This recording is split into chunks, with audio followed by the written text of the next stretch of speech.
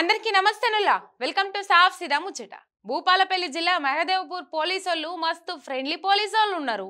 ఎంతనంటే police స్టేషన్లలోనే cabaret dance పార్టీలు పెట్టేంత friendly ఉన్నారు.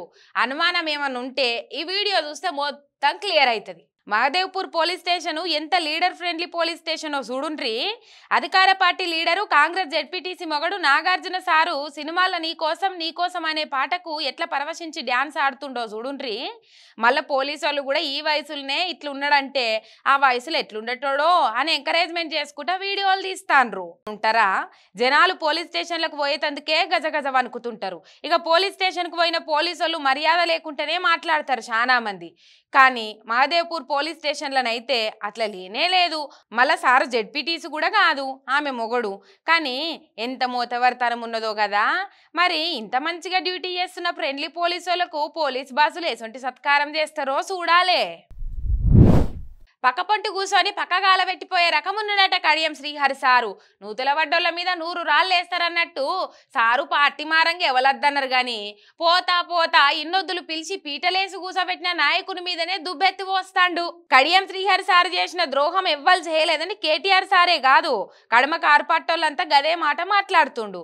ఎన్నికల్లో ఓడిపోయిన మనిషిని ఎమ్మెల్సీని చేసి ఎంపీని చేసి డిప్యూటీ సీఎం పదవి ఇచ్చి మళ్ళీ ఎమ్మెల్యే సీట్ ఇచ్చి బిడ్డకి ఎంపీ సీట్ ఇచ్చినా కూడా సార్కు ఇంకా కాలేదట. కేసీఆర్ మాకు ఓనర్షిప్ ఇయ్యలేదు, అసొంటి పార్టీలు మేము ఎందుకు ఉండాలి, మరి ఓనర్షిప్ ఇయ్యలేదన్న సంగతి అధికారం పోయేదాకా తెలియలేదా ఈ పెద్ద మనిషికి అని చాలా మంది మండిపడుతుండ్రు. ఓనర్షిప్ ఇయ్యకుంటే 10 ఏళ్ళు పార్టీలో ఏం పడావు చేద్దామని ఉన్నావు, అంత ఇల్వలేని జాగాల 10 ఏళ్ళు ఎందుకు భరించున్నాడు. పదవులు ఇడిచిపెట్టి అప్పుడే రాజీనామా చేసి వేరే పార్టీలో చేరిపోవచ్చు కదా. మరి అట్లా చెయ్యకుండా అధికారం వంగనే పక్క పార్టీలో దూరి పసలేని మాటలు మాట్లాడితే ఎట్లా సారు?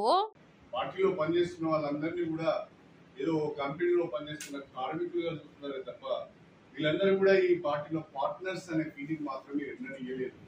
ఓనర్షిప్ అయితే మాకు ఎన్నడూ పార్టీలో రాలేదు. కాబట్టి ఓనర్షిప్ లేని పార్టీలో మనస్సు పెట్టి పనిచేయడం. ఓనర్షిప్ అంటే ఏంది? డిప్యూటీ సీఎం కాకుండా నిన్నే ముఖ్యమంత్రిని చేస్తే ఓనర్షిప్ వచ్చినట్ట?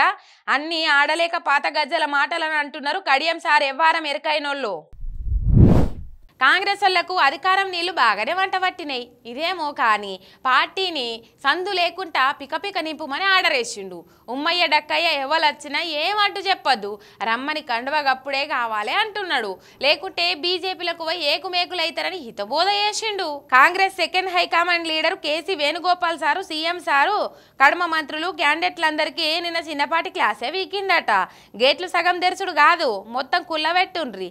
ఎవరొచ్చినా రానియండ్రి పార్టీలకు. ఏ ఇయ్యల్లద్దు రేపొద్దు నువ్వద్దు నువ్వు అట్లా నువ్వు ఇట్లా అని కొర్రీలు పెట్టి ఎవ్వరికి అడ్డం పడకుర్రి. మంచోడో చెడ్డోడో ఎవరొచ్చినా ముందుగాళ్ళైతే పార్టీలకు రానియండ్రి. మనం అద్దంటే బీజేపీలకు పోతారు, మళ్ళీ మనకి ఏకుమేక అయినట్టు అవుతుంది. కింది జాగాలు ఉండేటోళ్ళు కొత్తగా వచ్చేటోళ్ళకి ఎందుకు అడ్డం పడుతుండ్రు? మీకు రాజకీయం తెలియదు. పార్టీ అన్నప్పుడు అందరు రావాలి, అందరు కావాలి, లేకుంటే మన జుట్టు మంది చేతులకు పోతుంది. అట్లా కానియద్దని హితబోధ చేసిండు. కేసీ వేణుగోపాల్ సార్ చెప్తుంటే సీఎం డిప్యూటీ సీఎం సార్లు ఇద్దరు పక్కకు కూర్చొని మంచిగా ఆలకించిండ్రు. అట్లనే సారు అని అందరు తలకాయలు ఊపిండ్రు.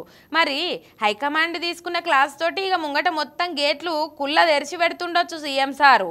మరి పార్టీలకు అందరినీ చేసుకోనరని చెప్పిండు, మంచిగానే ఉన్నది. కానీ ఇచ్చిన హామీలు కూడా మంచిగా అమలు చేయండ్రి, లేకుంటే జనాలు దుబ్బెత్తిపోస్తారని మాత్రం చెప్పకపాయే. అధికార పార్టీ వైఫల్యాలను జనాలకి తీసుకుపోయేందుకు ఏ తీర్లతో నిడిచిపెడతలేదు ప్రతిపక్షం. ఎన్ని దారులుంటే అన్ని దారుల్లో ప్రభుత్వాన్ని ఇరుకున పెట్టేందుకు ఇకమతులు చేస్తుండ్రు.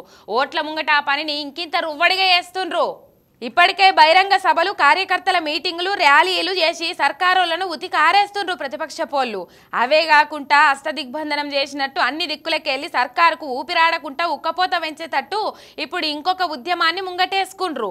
కాంగ్రెస్ పార్టీ 100 రోజుల వైఫల్యాల మీద పోస్టు కార్డు ఉద్యమాన్ని షురువు చేసిండ్రు. అసెంబ్లీ ఓట్లప్పుడు హామీ ఇచ్చిన రైతులకు 2 లక్షల రుణమాఫీ, పంటలకు బోనసు, ఎన్నికలలో ఇచ్చిన హామీలు నెరవేర్చినాకనే పార్లమెంట్ ఎలక్షన్లలో ఓట్లు అడగాలనని సీఎం రేవంత్ రెడ్డికి పోస్టు కార్డులు పంపుతారట. మాజీ మంత్రి హరీష్ సారి ముచ్చట చెప్పిండు. కార్యకర్తలందరికీ పిలుపునిచ్చిండు. ఒక ఉద్యమం లెక్కనే ఉత్తరాలు రాసి ముఖ్యమంత్రికి పంపాలే, ఉత్తరాలతోటే ఆయనకు ఊపిరాడకుండా చేయాలని క్యాడర్కు పిలుపునిచ్చిండు. మరి చూడాలే, తాంతలేవనోడు గోకుతలేస్తాడా అన్నట్టు బహిరంగ సభలు పెట్టి తిడితేనే గదలనోళ్ళు ఉత్తరాలకు గదులుతారా?